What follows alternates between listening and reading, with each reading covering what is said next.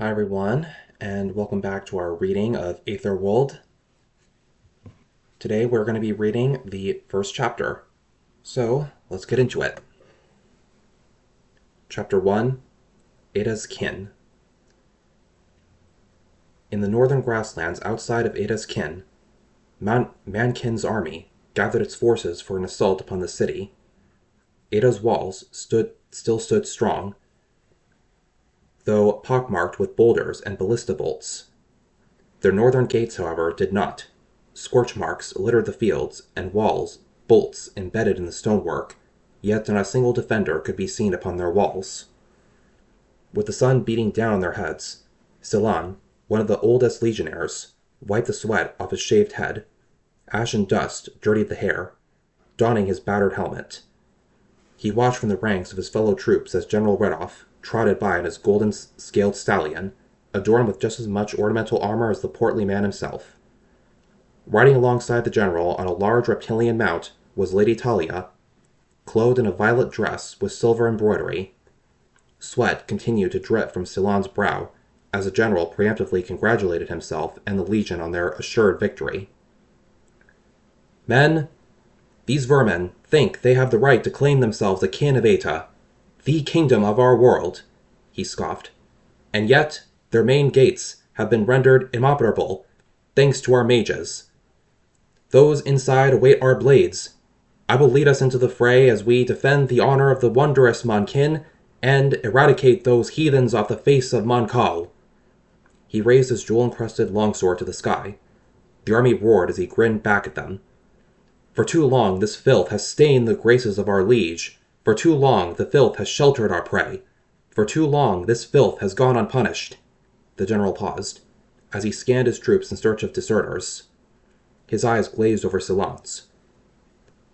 Our actions here today have been sanctioned by the grace of Lady Talia. Thanks to her, generations to come shall remember you lot as heroes. Lady Talia spoke with her head held high. You are all doing a great service, and for that I thank you. Not only are you defending the honor of our great kingdom, but you are also paving a path for us to strike at the Ankin from where they least expected. Gaining this territory will protect our families from those beasts that continue to threaten your children. Your comrades continue to lose their lives on the front lines, but I promise you, vengeance for the fallen will be ours. She nodded towards the general, who only grinned in return. Accompanied by two cloaked men with similar reptilian mounts, she rode northbound. Silan huffed, watching Lady Talia. Vengeance? If this means keeping Anya and Celia safe, then I guess that's all right with me. Now let us cleanse this land. The general turned his steed and trotted south toward the castle town. The sooner you finish here, the sooner you can go home. Silan muttered to himself as he readied his sword and shield. The legion marched towards the broken gates of Ada's Kin. Despite all the destruction they left in their wake, Mankin's troops hadn't taken a single life.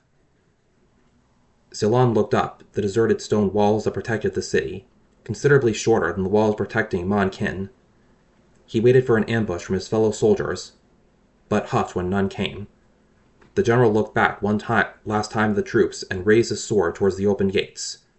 Forward! He shouted as he rode towards the tower at the city's center. Silan's brow furrowed as they crossed through the gatehouse unharmed. Wind echoed throughout the empty street before his platoon, kicking up dust. The men marched through the single path before them. Their boots echoed in unison. Silan's veins froze over. He'd never seen a city with the main road leading directly to its heart before. Neatly boarded up buildings were around him, their curtains folded inside empty window cases. Silan inhaled the scent of grass and manure as he jogged forward, only slowing by the lone shop unprepared for an attack. Oltag's Place was written on the glass. Silan could see neatly stacked piles of stonework, shovels, pickaxes, and other tools lying inside. His stomach churned, and he gripped the hilt of his sword. He continued to keep an eye open for other escape routes, the piles of stone and tools that blocked off any possible pathway. He closed his eyes, prepared for the onslaught that he had lived through countless times before. A deep twang echoed throughout the city, causing the soldiers to halt. General Redoff, however, rushed onward by himself. "No tower nor city has the right to stand above Mankin," the general shouted, drawing his sword. "I will dismantle you, piece by—" An explosion erupted from the center of town. Ceylon watched, aghast as the general impaled by an arrow taller than an average home. Redoff's mount squealed and abandoned its rider, barreling through the soldiers without hesitation. Redoff, wide-eyed, looked back to Ceylon and muttered something incoherent. He extended his arm towards Ceylon before it went limp. Ceylon felt a small burning pain at the base of his head as he looked toward the tower in the town center and saw the figure of a giant, four-armed archer, knock another arrow. The soldiers around him shared glances and cowered behind their shields as a soft voice with no point of origin spoke. "Leave." The fanatical soldiers around Ceylon, however, let out a battle cry as they charged forward, sweeping Ceylon up in the sea of troops. One after another, arrows were loosed from atop the central tower. People left and right were skewered and pinned to the road beneath them. Ceylon was knocked over, slamming his head on the stone as an arrow howled past. Readjusting his vision, blood from a headless body spurted across his face. He spit out its blood as he pushed the body off. He crawled away from the tower, through the tumultuous cries of his fellow legionnaires, to the edge of the pathway. He cut his hands in the shattered glass and looked up to see the body of a young man, barely old enough to fight for the kin, leaning over a windowsill with an arrow bored through his gut. Ceylon averted his eyes toward the glass that read Oltag's. His stomach dropped. "Sorry, kid," he thought before prying the boy off the glass and vaulting into the store. He curled into a ball, covering his ears. "Anya, Celia, I'm coming home," he said, closing his eyes as the rumbling continued.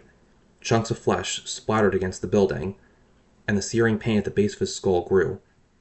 He reached toward the back of his head, only feeling hair and sweat, but the pain intensified. He tried to scream, though nothing came of it. And that's Chapter 1. Stay tuned for Chapter 2 next time. Bye.